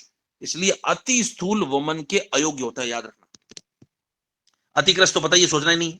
बालक बताइए, वृद्ध बताइए, दुर्बल बताइए, श्रांत मतलब जो थका हुआ है बताइए, दुर्बल, क्षुधित, पिपासा जो भूख प्यास से पीड़ित है उसको आपको बताइए। कर्म भार जो 50 किलोमीटर चल के आया है उसके अंदर नहीं कराना है। अध्वय जो भाग के आया है उसके अंदर नहीं कराना है। उपवास, मैथुन, अध्ययन, व्यायाम, चिंता, गर्भिणी, क्षाम, सुकुमार, ऊर्ध्व रक्तपित्त, याद रखना है। क्वेश्चन पूछ रहा हूं, उत्तर देना। निम्न में से वमन करवा सकते हो, निम्न में से वमन करवा सकते हो। ए अति स्थूल, बी अति कर्ष, सी ऊर्ध्व रक्तपित्त, डी अधो रक्तपित्त। अधो रक्तपित्त। अधोरक्तपित्त। अधो रक्तपित्त में करा सकते हैं, जिसकी अधो ब्लीडिंग नीचे से हो रही है, बिल्कुल करा सकते हैं वमन उसके अंदर। सवाल क्लियर है? क्लियर है सर। नेक्स्ट आइए, गर्विस, विरुद्ध एवं अजीर्ण में निषेध स्थिति होने पर भी वमन दिया जा सकता है। अगर किसी व्यक्ति ने अजीर्ण हो गया तो वो कचरा अंदर सड़ेगा, इससे बढ़िया उसको निकाल दो बाहर, तो अजीर्ण के अंदर वमन करा सकते हैं। विरुद्ध भोजन कर लिया है, दूध के ऊपर केला खा लिया है, केले के ऊपर मान लो कोई आंवला खा लिया है, तो विरुद्ध खा लिया, अंदर निकालो कचरे को बाहर। और गर्विस, अगर थोड़ा सा विष का भी जो है सेवन हो गया है, निकालो कचरे को बाहर। इनमें भी वमन करवा देना चाहिए। वमन मान लो सुबह 6 बजे कराना है, मान लो कल सुबह 6 बजे वमन कराना है, तो आज शाम को क्या खिलाऊंगा, इतना कफ को बढ़ा दो अंदर, बढ़ाने इतना वाली चिकनाई चीज। खिला दो। हाँ, तो कफ उत्क्लेशक चिकने चिकने खिलाओ, मतलब उस दिन तो वो राजा होता है। वमन जिसका होता है उसकी एक रात पहले वो राजा होता है, उसके लिए आ रही है खीर, उसके लिए आ रहा है भात, चावल, कढ़ी, खीर, बोले तो आनंद आ गया उसको। क्यों? क्योंकि कफ को मैक्सिमम निकालना है बाहर, इसलिए बढ़ाओ कफ को, और बढ़िया सुबह फिर कफ का वमन होता है उसको। तो कफ को पूरा उत्क्लेशित आहार खिलाना, बढ़िया मीठा, चिकना, खीर, कढ़ी, है ना, मालपुए सब खिलाओ उसको। और वमन विरेचन हेतु श्रेष्ठ काल पूर्वान, हमेशा पूर्वान बोले तो 12 बजे से पहले पहले इसको आपको कर देना है। वमन द्रव्य पिलाने से पहले लगभग 1 मुहूर्त तक प्रतीक्षा करे, गोड़ा मारो उसको। मान लो वमन सुबह 6 बजे उसका वमन कराना है, वमन हमेशा कफ के काल के अंदर होता है, याद रखना। कफ का काल होता है सुबह 4 से लेके 7 बजे तक, लगभग लगभग। तो उस काल के अंदर ही पेशेंट को वमन कराना है, इसलिए वमन हमेशा सुबह 5-6 बजे कराते हैं, कभी भी आप देख लेना, क्योंकि उस समय कफ ज्यादा होता है। और वमन की ड्रग को पिलाई आपने तो आपको 50 मिनट तक वेट करना है, ऐसे नहीं उल्टी शुरू हो जाएगी। 1 मुहूर्त बाद में उल्टी शुरू होती है जनरली मरीज को, कई बार तो होती भी नहीं है। तो क्वेश्चन आएगा, वमन की औषधि पिलाने के बाद में कितना प्रतीक्षा करोगे? 1 मुहूर्त, 1 मिनट, 1 मुहूर्त 45 से 48 मिनट तक वेट करना है। फिर कुछ नहीं हो तो फिर आगे हम बात करेंगे क्या कर सकते हैं। अब आओ, अगर 1 मुहूर्त वेट कर लिया, अब पेशेंट में ये 4 चीजें देखने को मिल जाती है जनरली। क्या?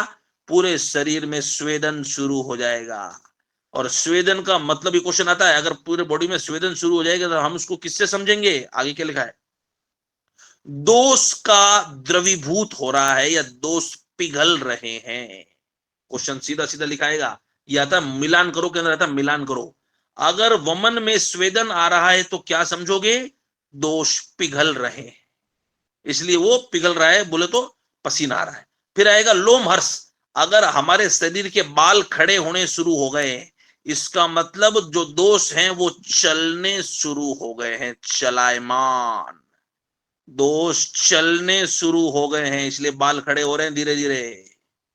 अगर मेरे पेट में गैस जैसा दर्द हो रहा है, इसका मतलब कचरा कहां आ गया है? कोष्ठ में। पेट में। और अगर मेरा जी मचला रहा है, इसका मतलब कचरा कहाँ को चलने लग गया है? बाहर ऊपर की ओर। ऊपर ऊर्ध्व गमन होने लग गया है। अब इसमें क्या रटना है? अगर मैं बोलूं आपको, अगर मेरे पेट के अंदर आधमान हो रहा है, मतलब क्या इससे समझोगे? कचरा पोस्ट में आ चुका है। पेट में आ गया है। अगर मेरा जी मचला रहा है, इसका मतलब कचरा ऊपर आ ऊपर चल रहा है। ऊपर चल रहा है। अगर मेरे शरीर के बाल खड़े हो रहे, इसका मतलब शरीर में दोष चलने शुरू हो गए। चलने और अगर मेरा पसीना आ रहा है, इसका मतलब दोष पिघल पिघल रहा रहे है। हैं। पिघल रहे हैं। इसमें कोई डाउट है आपको? डाउट है कोई? No sir. नहीं सर। डबल स्टार मार्क कर दो। ये कचरा नहीं है, ये कचरा बड़ा इंपॉर्टेंट कचरा है। गोला मारो, डबल स्टार। ये आता है मिलान करो, मिलान करो। तो तुम मुझे बता दो फटाफट, वमन के अंदर दोष सबसे पहले कौन सा निकलेगा? तुरंत बोलो, अग्नि की तरह। कप। कप। उसके बाद कौन निकलेगा? पित्त। पित्त, और लास्ट के अंदर हमेशा कौन निकलता वात। है? बात। वात, इसलिए वमन कब रोक दोगे? क्या दिखेगा जब रोक दोगे? पित्तांत। पित्तांत, पित्त दिखते ही रोक देना है। इसलिए पित्त दिखते ही वमन रोक दो। मतलब कौन निकल चुका है? कफ निकल चुका है, तभी तो पित्त दिख रहा है। तो पितांत वमन श्रेष्ठ होता है, याद रखना, डबल स्टार। और कफांत कौन श्रेष्ठ होता है? कफांत विरेचन। ब्रेचन ब्रेचन। विरेचन।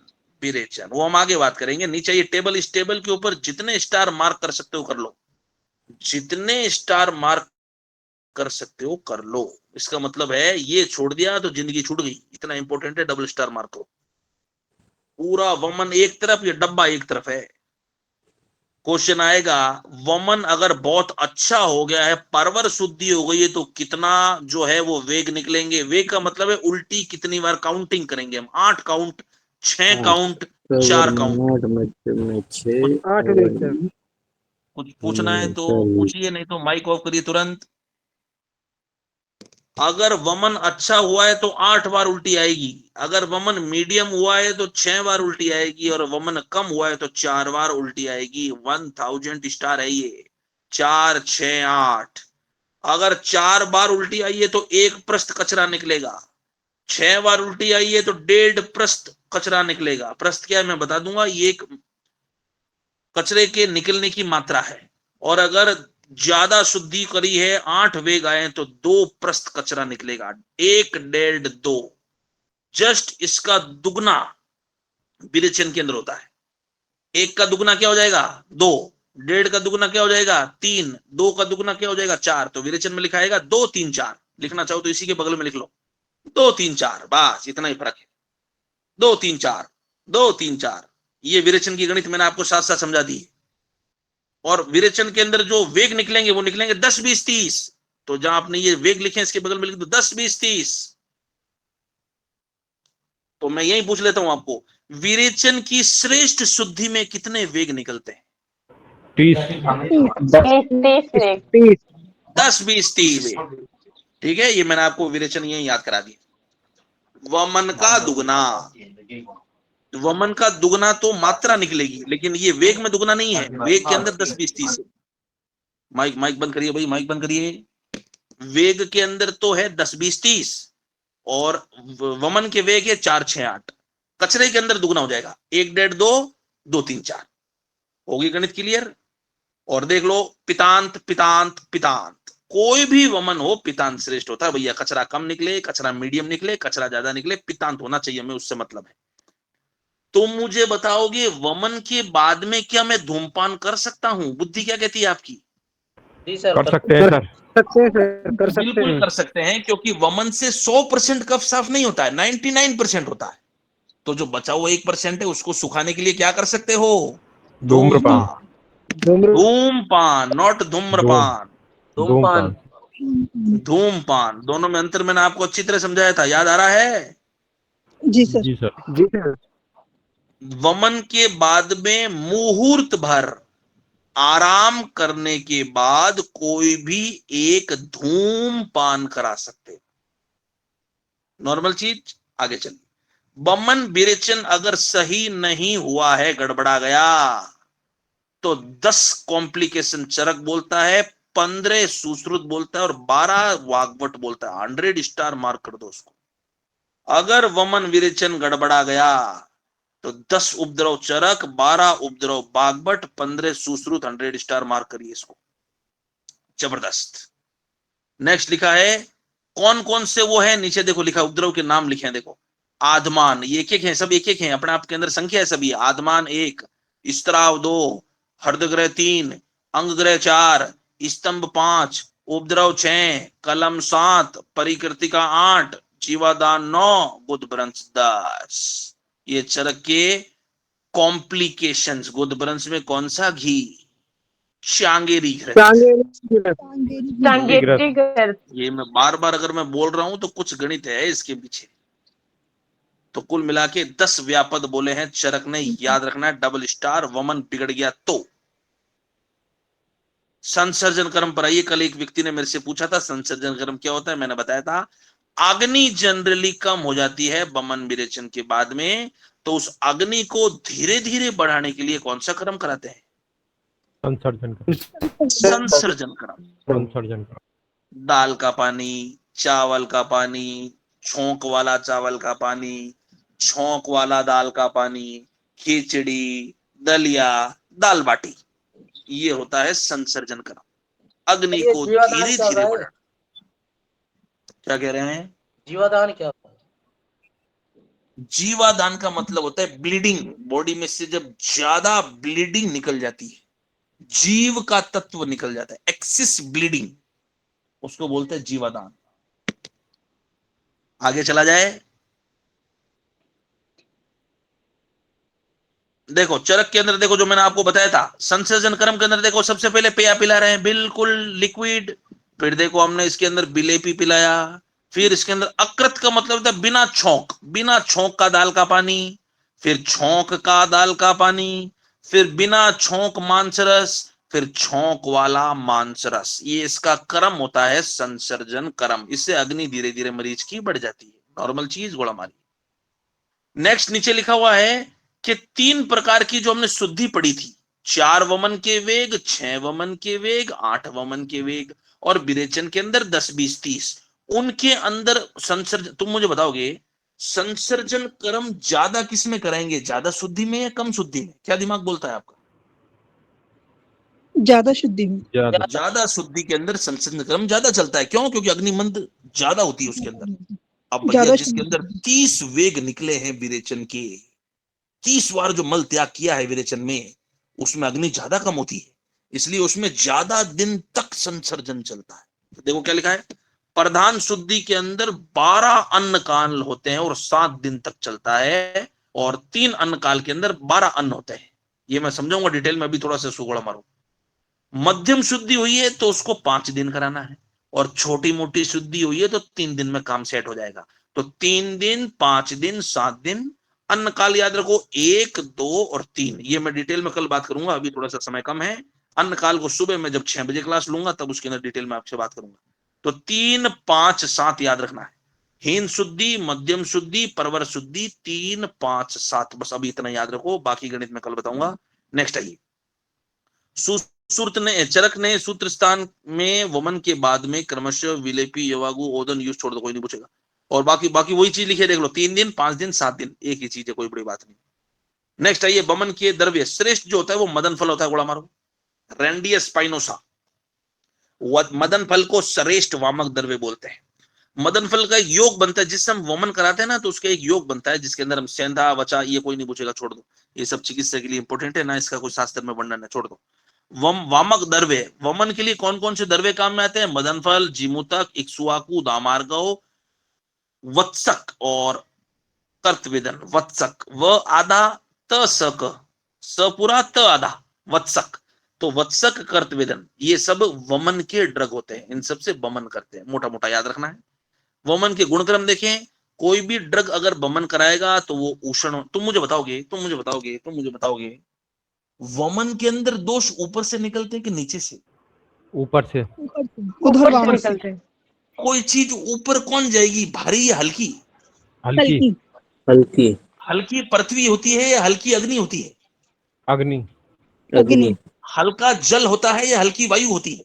वायु। वायु। वायु। तो देख लो इसके अंदर अग्नि और वायु महाभूत है, देख लो, डबल स्टार मार कर दो। कुछ समझ में आ रहा है? जी सर।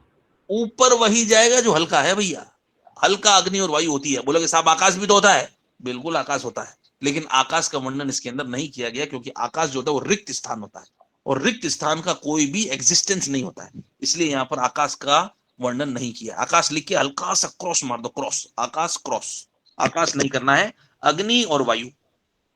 और अब मैं विरेचन पूछूंगा तो विरेचन दोष नीचे से ही निकलते हैं कि ऊपर से? नीचे से। जैसे नीचे कौन सी चीज जाएगी, भारी या हल्की? भारी। भारी कौन होता है? पृथ्वी, वायु। पृथ्वी। भारी कौन होता है? पृथ्वी और जल, या वायु या अग्नि? पृथ्वी। पृथ्वी और जल। इसलिए विरेचन के अंदर क्या कर दोगे अपने आप? जल और पृथ्वी। कहानी खत्म। जल और पृथ्वी वो आएगा नीचे कहीं ना कहीं, हो गया विरेचन। और अमन हो गया। लघु गुण का होता है, लघु ही ऊपर जाएगा, इसलिए लघु औषधियों को काम में लेना है। गर्म औषधि होनी चाहिए, तीक्ष्ण होनी चाहिए, सूक्ष्म होनी चाहिए, बेवाई और विकासी। ये सब द्रव्य जो है वो आराम से पचने वाली होती है और ऊपर जाने वाली होती है। और ऊर्ध्व भाग हर इसका प्रभाव होता है, ऊर्ध्व भाग से निकलता है। बमन के उपयोगी ड्रग जो है वो चरक के अंदर एक आया है, वमनोपग मां कसाय, जिसमें बमन को हेल्प करने के लिए 10 ड्रग्स के बारे में बात की है, जिसको हम बोलते हैं वमनोपग मां कसाय। तो उसके अंदर ये 10 ड्रग है, याद नहीं हो चलेगा, मोटा मोटा थोड़ा सा इसको देख लेना। चीरी वृक्ष, चरक के अंदर ऐसे वृक्ष जिसमें से दूध निकलता है, चीरी वृक्ष, वो बताए हैं जो बमन करते हैं। कौन कौन से? एक करता है आंकड़ा अर्क, और एक करता है अस्मंतक, गोला मारो। ये 2 ड्रग है जो बमन करते हैं। अर्क तो दोनों ही काम करता है, लेकिन वमन भी करता है।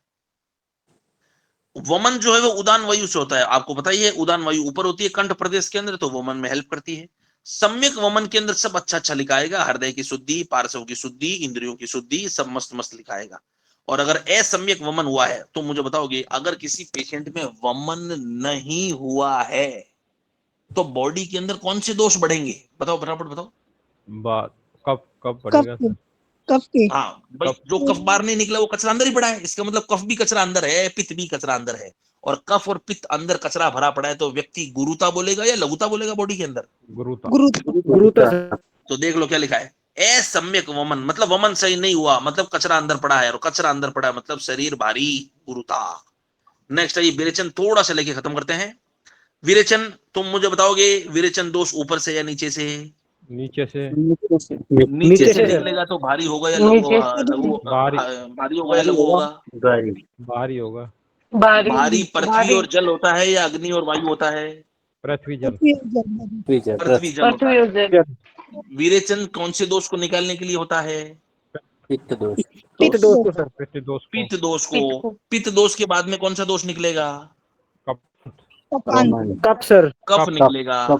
इसलिए अगर किसी बॉडी के अंदर कफ निकलता दिख जाए, इसका मतलब पित्त निकल गया है। इसका मतलब कौन सा कर्म श्रेष्ठ हो गया? विरेचन कर्म। ठीक है, तो देख लो, दोषों को गुदा मार्ग से निकालना विरेचन कहलाता है। विरेचन में पित्त दोष को निकालने में श्रेष्ठ उपचार है। विरेचन के अंदर पृथ्वी और जल होता है 100 स्टार। क्यों होता है? मेरी बात हो गई है, दोनों भारी होते हैं, भारी नीचे से निकल जाएगा। किस पेशेंट में विरेचन नहीं कराना है? जो ज्यादा ही गीला हो गया है, ये ज्यादा ही सूखा है, अति क्रूर क्रोस्ट। अरे भैया कॉन्स्टिपेशन में तो करा देंगे, कोई दिक्कत नहीं है, लेकिन सीवियर कॉन्स्टिपेशन है, अति क्रूर क्रोस्ट, उसमें विरेचन दिए दे तो गुदा फट सकती है, गुदा फट सकती है अति क्रूर क्रोस्ट में। तो ज्यादा ही क्रूर है तो उसके अंदर विरेचन नहीं देना। और विरेचन के योग्य तुम मुझे बताओगे, नीचे से ब्लीडिंग हो रही है विरेचन दूं या ऊपर से ब्लीडिंग हो रही है विरेचन दूं? ऊपर ऊपर से ब्लीडिंग में विरेचन देना है। नीचे से ब्लीडिंग में विरेचन दिए तो मर जाएगा मरीज। तो देखो क्या लिखा है, विरेचन के योग्य ऊर्ध्व रक्तपित्त। को डाउट आ रहा है किसी को? नहीं यार। नहीं सर। बस, तो अगला चलिए, विरेचन से पूरा हो। अब पूरे भैया सबसे बढ़िया राजा तो था कफ वाला, मालपुए खिचड़ी लड्डू सब चल रहे हैं, लेकिन ये बेचारा ठीक है, कोई दिक्कत नहीं। तो विरेचन जिसको देना है उससे एक रात पहले क्या खिलाओगे? पित्त को बढ़ाने वाले खिलाएंगे। और पित्त को बढ़ाने वाले मजेदार डाइट नहीं होती, मजेदार डाइट तो कफ को बढ़ाने वाली होती है। तो पित्त को उत्क्लेश करने वाला आहार, थोड़ा सा उसको थोड़ा सा घी से छोंका हुआ, थोड़ा सा ये दाल का पानी, दाल का जूस, थोड़ा सा लिक्विड, लघु भोजन, यही खिलाना है उसको, ताकि उसका पित्त बढ़ जाए बस। ठीक है, फिर थोड़ा सा नीचे लिखा है मृदु कोष्ठ, क्रूर कोष्ठ और मध्यम कोष्ठ की बात करें। मृदु कोष्ठ के अंदर याद रखना है हमेशा, मृदु कोष्ठ वो होता है जिसमें पित्त ज्यादा होता है। मृदु के अंदर वात नहीं होती है, वात तो होती है क्रूर के अंदर, कॉन्स्टिपेशन। मृदु कोष्ठ के अंदर पित्त होता है, याद रखना, गोला मारो। और मृदु का मतलब वो दूध पिएगा तो भी उसको जो है वो विरेचन हो जाएगा, उसको बोलता है मृदु कोष्ठ। बड़ा सॉफ्ट पेट है, दूध पीते ही विरेचन कर देता है। और एक होता है क्रूर, क्रूर के अंदर होती है वात ज्यादा, पित्त भी कई बार कोई आचार्य बोल देता है तो गोड़ा मारो वात पित्त, और ये पित्त जो है वो सुश्रुत बोलता है। तो क्रूर के अंदर वात तो होती ही होती है, पित्त भी बोल देता है सुश्रुत। ये दुर्विरेच्य होता है, इसके अंदर औषधि ज्यादा देनी पड़ती है मल को निकालने के लिए। और ये दुर्विरेच्य, दुर्विरेच्य मतलब इसका विरेचन आसानी से नहीं होता है, क्योंकि पूरा लदा पड़ा है कोष्ठ और पूरी तरह से जो मल है वो पिंडित क्रूर है, इसलिए ज्यादा विरेचन की औषधि देनी पड़ती है। और मध्यम के अंदर मध्यम दोष, मध्यम औषधि और मध्यम इसके अंदर हमें विरेचन देना पड़ता है। नेक्स्ट देखो, इसके अंदर देखो 10, 20, 30, 2, 3, 4 देख लो नीचे वो डब्बा, वो मैंने डब्बा आपको ऊपर ही क्लियर कर दिया है। 1, 1.5, 2 का दुगना हो जाएगा कचरा विरेचन में, तो देख लो 1, 1.5, 2 उनका दुगना करोगे तो 2, 3, 4 देख लो लिखा हुआ है। 1 का दुगना 2, 1.5 का दुगना 3, 2 का दुगना 4 हो गया याद वमन से। और वमन के अंदर था 4, 6, 8, इसके अंदर 10, 20, 30, ये भी मैंने ऊपर याद करवा दिया है। और देख लो कफान कफान कफान कफान, डब्बा क्लियर, 100 स्टार मार्क कर दो डब्बे को। विरेचन का जो हमेशा वेग को गिनना है वो 2-3 वेग को छोड़ के गिनना है, क्योंकि 2-3 वेग के अंदर हमेशा मल निकलता है, शुरू में मल निकलेगा, तो मल के वेग को गिनना नहीं है। 2-3 या 1-2 वेग को छोड़ोगे, अब जो कचरा निकलेगा वो विरेचन का कचरा कहलाता है। नॉर्मल चीज मैं बता रहा हूं। तो देखो सबसे पहले विरेचन के दोषों को निकलने का क्रम, सबसे पहले मूत्र निकलता है, फिर मल निकलेगा, यहां तक तो कोई दिक्कत नहीं। फिर देखो पित्त, फिर औषधि, फिर कफ और फिर वात। ये थोड़ा सा क्रम याद रखना है। मूत्र क्यों निकलेगा समझ लो उसकी एनाटॉमी। जैसे ही गुदा मार्ग के अंदर मल बाहर निकलता है, वो मल पहले आगे बस्ती को दाब देता है, बस्ती को दबाता है, और बस्ती को वो आगे जब गुदा दबाएगा तो गुदा बस्ती को दबाते ही बस्ती में से यूरिन पहले निकलता है। यूरिन निकलने से बस्ती रिलैक्स हो जाती है और बस्ती छोटी हो जाती है। अब गुदा को बढ़िया जगह मिल जाती है मल को त्याग करने के लिए, इसलिए पहले मूत्र निकल जाता है, गुदा पे प्रेशर कम हो जाता है। अब गुदा पे प्रेशर कम होते ही मूत्र निकलने के बाद अब आता है मल, तो मल निकला, उसके बाद पित्त, औषधि और कफ, और वात हमेशा कब बढ़ती है लास्ट के अंदर। तो पित्त, औषधि, कफ और वात, ये थोड़ा सा क्रम याद रखना है किसका, विरेचन का। और संसर्जन के अंदर इसको लघु आहार देंगे, संसर्जन क्रम हमने बात कर ली थी। चरक के अनुसार जो है मृदु विरेचन, सुख विरेचन और तीक्ष्ण विरेचन। तीक्ष्ण विरेचन आपको पता है हमेशा सुनुई से देते हैं। सुख विरेचन याद रखना है निसोत या तीव्रत 100 स्टार, और मृदु विरेचन जो है वो अमलतास के गुदे से देते हैं। ये 3 चीज याद रखनी है। बाकी हम बात करेंगे प्रातःकाल 6 बजे, कल क्लास होगी प्रातःकाल 6 बजे, थोड़ी लंबी क्लास लेंगे, कल छुट्टी है इसलिए हम कल लंबी क्लास लेंगे प्रातःकाल 6 बजे। ठीक है, कोई डाउट हो तो बोलिए, रिकॉर्डिंग बंद करिए और आज की रिकॉर्डिंग खत्म होती है।